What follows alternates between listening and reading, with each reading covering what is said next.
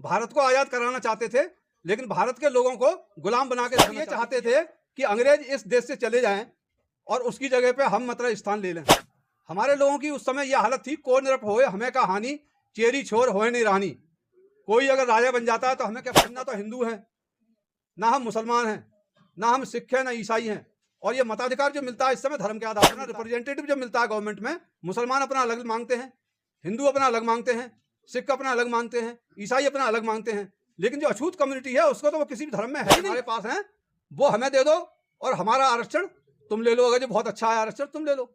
और आज काशीराम जी की बात बहुत सही था, ईडब्ल्यूएस का आरक्षण लागू हुआ तो उन्होंने कहा यह सिर्फ सवर्णों का आरक्षण है, इस 10% के अंदर ना कोई शेड्यूल कास्ट घुस सकता है, ना कोई ओबीसी घुस सकता है, ना कोई दूसरा घुस सकता है। तो 10% भाई ये आरक्षण हुआ कि ईडब्ल्यूएस हुआ, ये तो बताओ। ये निखाला सवर्णों का 10% आरक्षण, उसमें कोई भाईचारा काय का हिंदू चारा है, काय का मतलब जो समरसता है, ये तो बता दो।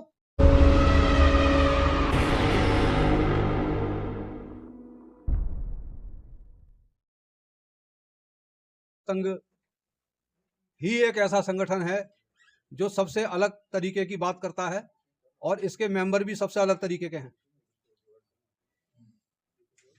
सर्वजन हिताय सर्वजन सुखाय की बात कोई पॉलिटिकल पार्टी भले ही करती हो, सभी पॉलिटिकल पार्टी करती हैं, हमारा संविधान भी करता है, लेकिन राष्ट्रीय समग्र विकास संघ भी समग्र विकास की बात करता है। बहुत लोग समग्र विकास को समझ ही नहीं पाते हैं कि ये है क्या आखिर चीज। ना इसका कोई रंग है, बिल्कुल पानी की तरह से जिसमें मिला दो उस जैसा ही हो जाता है। तो इसका कोई अपना कलर नहीं है, कोई रंग नहीं है। समग्र विकास है, चाहे किसी भी धर्म का हो, किसी भी बिरादरी का हो, गरीब हो, अमीर हो, गांव का हो, देहात का हो, शहर का हो या कहीं विदेश का हो। इसका मतलब क्या है? इसका मतलब है सार्वभौमिक न्याय और सार्वभौमिक मताधिकार, वयस्क मताधिकार। इसकी आवाज सबसे पहले अगर किसी ने उठाई भारत के अंदर तो बाबा साहब डॉक्टर अम्बेडकर ने उठाई। और दूसरे लोग, भारत के लोग, भारत को आजाद कराना तो चाहते थे, लेकिन भारत के लोगों को आजाद कराना नहीं चाहते थे। भारत को आजाद कराना चाहते थे, लेकिन भारत के लोगों को गुलाम बना के रखना चाहते थे। यह बात समझने की है। यानी जब तक सबको सत्ता में शेयर नहीं मिलेगा तब तक आजादी काय बात की। कुछ लोग ये चाहते थे कि अंग्रेज इस देश से चले जाएं और उसकी जगह पे हम मतलब स्थान ले लें और जनता भारत की जैसी है वैसी की वैसी बनी रहे। हमारे लोगों की उस समय यह हालत थी, को निरप होए हमें का हानि, चेरी छोर होए नहीं रानी। कोई अगर राजा बन जाता है तो हमें क्या फर्क पड़ता है, राजा की रानी बन जाती है तो क्या फर्क पड़ता है। हम तो दास हैं, दासी पैदा हुए हैं, दासी मर जाएंगे। लेकिन उस समय बाबा साहब डॉक्टर अम्बेडकर ने सबके बारे में सोचा, अपने बारे में नहीं सोचा, सबके बारे में सोचा।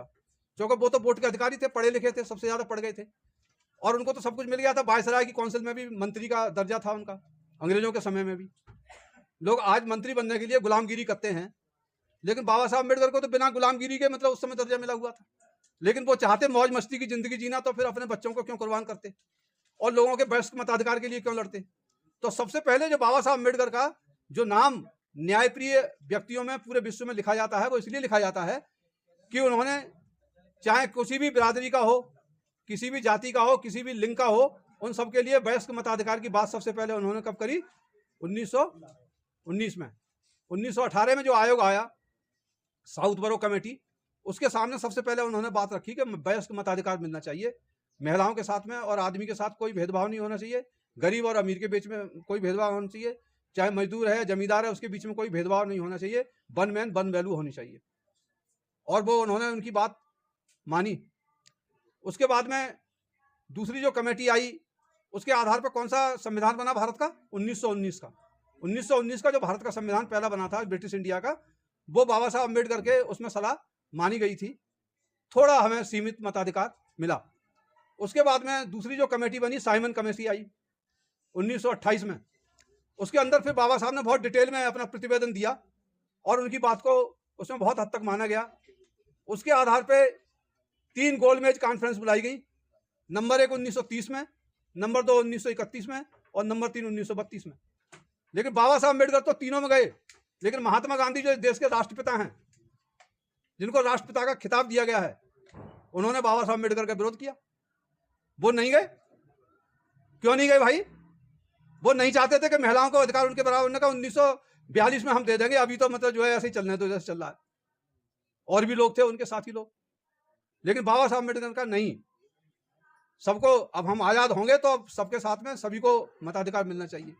लोग चाहते थे कि उनको मताधिकार जो 8 पास हैं, इनकम टैक्स पेई हैं, जमींदार हैं, और मतलब जो क्या नाम है पूंजीपति हैं, इंडस्ट्रियलिस्ट हैं, उनको ही सिर्फ मताधिकार मिलना चाहिए। पढ़े लिखे लोग उनको मिलना चाहिए, सरकारी कर्मचारी उनको मिलना चाहिए। लेकिन बाबा साहब अम्बेडकर ने कहा कि जो मेरे लोग तो ये हैं ही नहीं, उनकी 1% भी संख्या नहीं है, तो फिर हम जो है कैसे लोकतंत्र का फायदा उठा पाएंगे? जब लोकतंत्र मिलेगा उसका फायदा हमें कैसे मिलेगा? जैसे हम अभी हैं वैसे ही हम बाद में, तो फिर हमें इस फायदा क्या है इसका, लोकतंत्र मिलने का? आजादी का हमें क्या फायदा है? तो आजादी के पहले हिसाब किताब हो जाना चाहिए भाई। और उनसे कहा कि आप जब चले जाओगे तो फिर मिला कि नहीं मिला, पहले आप हिसाब किताब कर दो। तो बाबा साहब डॉक्टर अम्बेडकर के लिए उसमें बुलाया गया। उन्होंने कहा कि हम ना तो हिंदू हैं, ना हम मुसलमान हैं, ना हम सिख हैं, ना ईसाई हैं, और ये मताधिकार जो मिलता है इस समय धर्म के आधार पर मिलता है। अपना रिप्रेजेंटेटिव जो मिलता है गवर्नमेंट में, मुसलमान अपना अलग मांगते हैं, हिंदू अपना अलग मांगते हैं, सिख अपना अलग मांगते हैं, ईसाई अपना अलग मांगते हैं, लेकिन जो अछूत कम्युनिटी है उसको तो वो किसी भी धर्म में है ही नहीं। हमें कौन सा अधिकार मिलेगा? इसलिए उन्होंने कहा कि हमारे लिए सेपरेट इलेक्टेड मिलना चाहिए और हमारी गिनती भी अलग होनी चाहिए। तो जो 1911 की जो पहली जनगणना हुई भारत के अंदर, वो जाति के आधार पर जनगणना करी गई। और वो किसके आधार पर करी गई? वो जो क्या नाम है, जो एक मुस्लिम नेता थे आगा खां, उनके कहने पे जाति की जनगणना करी गई पहली बार। और वो इसलिए करी गई कि वो ये चाहते थे कि हिंदू ज्यादा संख्या में आ जाते हैं, उनको ज्यादा रिप्रेजेंटेशन मिलता है। तो वो चाहते थे कि जो दलित वर्ग है, जो आदिवासी वर्ग है, उसको मतलब अलग गिना जाए ताकि हिंदुओं की संख्या कम हो जाए और उनका रिप्रेजेंटेशन कम हो जाए। तो मतलब उनको इसी में फायदा था कि हम हिंदुओं के बराबर मुसलमान आ जाएंगे या हिंदुओं से ज्यादा मुसलमान हो जाएंगे। अगर हम दलितों को और आदिवासियों को इसमें से निकाल देते हैं तो उनकी संख्या हिंदुओं की कम हो जाएगी। लेकिन इस बात को जब उन्होंने रखा जनगणना में 1911 की में, ये समय की बात नहीं है, सुनने की बात है, ये बात किसी को पता नहीं है, इसलिए मैं बोल रहा हूं। तो ये जब रखी बात, तो उस समय फिर साइमन कमीशन के जो प्रतिवेदन जब उन्होंने बाबा साहब को देखे तो उनकी बात को माना अंग्रेजों ने, और उनको तीनों गोलमेज कमीशन ने अपनी बात रखी और सबने उनकी बात मान ली। गांधी जी गए, गांधी जी के सामने मदन मोहन मालवीय थे, गांधी जी भी थे, और भी लोग थे, लेकिन उनके सामने उन्होंने प्लीड किया बाबा साहब अम्बेडकर ने, उनकी बात मानी गई और उनको सेपरेट इलेक्टोरेट मिल गया। मिलने के बाद जब भारत में आए हैं, जो हमें गुलाम बना रहा है वो तो हमें दे रहा है सेपरेट इलेक्टेड। जो हमें अपना भाई मानता है, जो हिंदू मानता है, वो हमें नहीं दे रहा। और वो जिसको राष्ट्रपिता कह के हम पूज रहे हैं वो हमें नहीं दे रहा। वो कह रहा है ये तो मेरी कब्र पे मिलेगा, मेरे जीते जी नहीं मिल सकता। अनशन कर देता है और नहीं मिलता। पूना पैक्ट होता है 1932 में पूना पैक्ट होता है, और उसकी जड़ में से निकला है क्या? आरक्षण, जिस पर आप लोग खुश होते हैं। कोई खुश होने की बात नहीं है। हमें आज आरक्षण की जरूरत ही नहीं पड़ती अगर हमें सेपरेट इलेक्टेड मिल जाता। मताधिकार वो चीज है। तब बाबा साहब अम्बेडकर ने कहा इससे मैं बहुत खुश नहीं हूं, ये मैंने मजबूरी की वजह से इस पर कॉन्ट्रैक्ट पर साइन किया है। क्योंकि महात्मा गांधी ने मौसम्मी में से जूस निकाला है पूना पैक्ट में, और उस मौसम्मी का जूस तो अपने बच्चों को पिला दिया, और जो छिलका बचा है वो हमारे बच्चों के मुंह पे मार दिया है। और हम उसको छिलके को चूस चूस करके आरक्षण को आज बहुत जिंदा खुश हो रहे हैं। आरक्षण कोई बहुत खुशी की बात नहीं है। जब माननीय काशीराम साहब ने कॉन्स्टिट्यूशनल कलम में यह कहा कि हम बैसाखियों के सहारे कब तक चलेंगे, जब हमारी दोनों टांगें सही हो जाएं तो हमें दौड़ना भी सीखना चाहिए, और अगर हमें आगे बढ़ना है तो दौड़ना पड़ेगा, हमें बैसाखियों के सहारे नहीं रहना पड़ेगा। तो उनसे कहा कि आरक्षण का विरोधी है काशीराम। उसने यह भी कहा था कि आरक्षण तुम ले लो। जो लोग आरक्षण का विरोध करते थे, काशीराम जी ने कहा कि आरक्षण तुम ले लो और बाकी चीजें तुम्हारे पास है वो हमें दे दो। जो तुम्हारे पास है वो हमें दे दो और हमारा आरक्षण तुम ले लो। अगर जो बहुत अच्छा है आरक्षण तुम ले लो। और आज काशीराम जी की बात बहुत सही साबित हुई।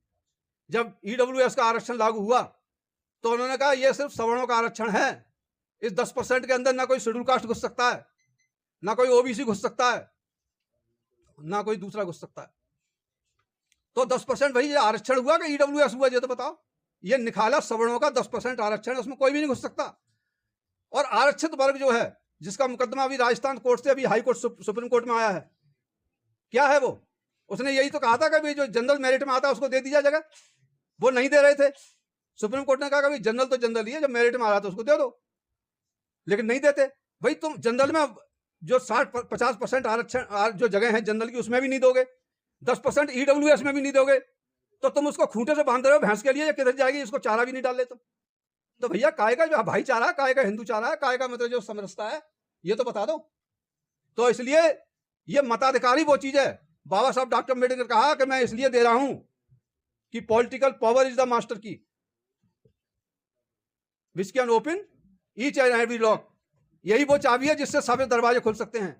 अगर जो हिंदुत्व की रक्षा करने वाले बहुत ही महान हैं, तो अभी इतने सालों से क्यों नहीं कर पाए? जब सत्ता मिली है तभी क्यों रक्षा हो रही है? सांस्कृतिक अगर विकास आपका हो सकता है तो सत्ता के बिना नहीं हो सकता। जब मुसलमानों का यहाँ पे हिस्सेदारी थी तो उनका विकास यहाँ पे हुआ। आज वो पाकिस्तान चले गए तो कहते हैं अब उनका देश ही नहीं है, उनके मताधिकार भी छीन लेना चाहिए। आज देश के नागरिक ही नहीं है, तो क्यों आ रहा है उनके ऊपर आफत? क्योंकि वो उनका जो है राजनीति में हिस्सेदारी लगभग भारत के अंदर खत्म हो चुकी है। उनके लिए कोई भी किसी तरह का संरक्षण भी यहाँ पर भारत में मिलने वाला नहीं है। तो सबसे ज्यादा उनके लिए ये चिंता का विषय बन गया है। और दलितों के लिए भी, दलितों के लिए तो इसलिए नहीं है क्योंकि उनको तो हिंदू बना लिया है। क्योंकि अगर वो हिंदू फोल्ड में से निकल जाते हैं तो अल्पसंख्यक बन जाएंगे। ओबीसी को भी काशीराम साहब ने संघर्ष किया आरक्षण के लिए, किसी ओबीसी नेता ने नहीं किया। मान्यवर काशीराम जी ने ओबीसी को समझाया बैकवर्ड के लिए कि जिस दिन तुम्हारे लिए आरक्षण मिल जाएगा उस दिन तुम चमार के बच्चों जैसे बन जाओगे। क्योंकि चमार का बच्चा जब आईएएस बन जाता है तो लाल बत्ती लेकर के गांव में जाता है और तुम्हारे खेत में हल चलाता है उसका बाप, तो तुम्हें कैसा लगता है? बदल जाता है कि नहीं बदलता है?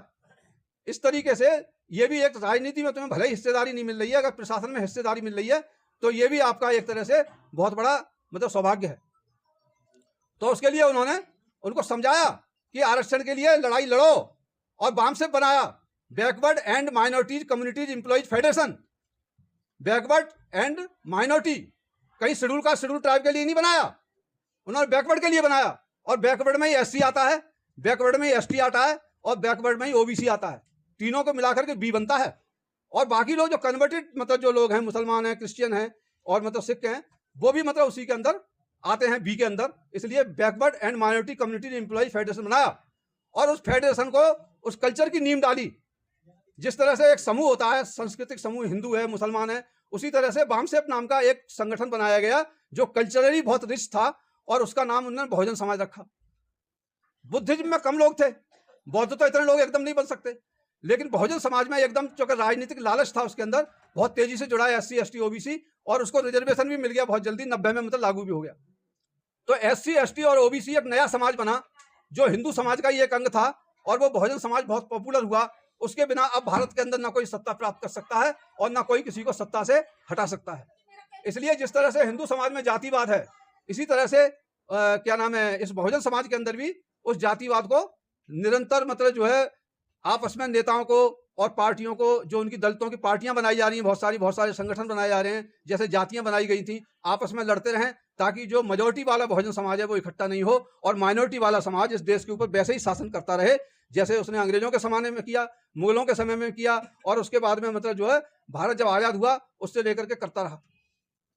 तो इस चीज को समझना पड़ेगा।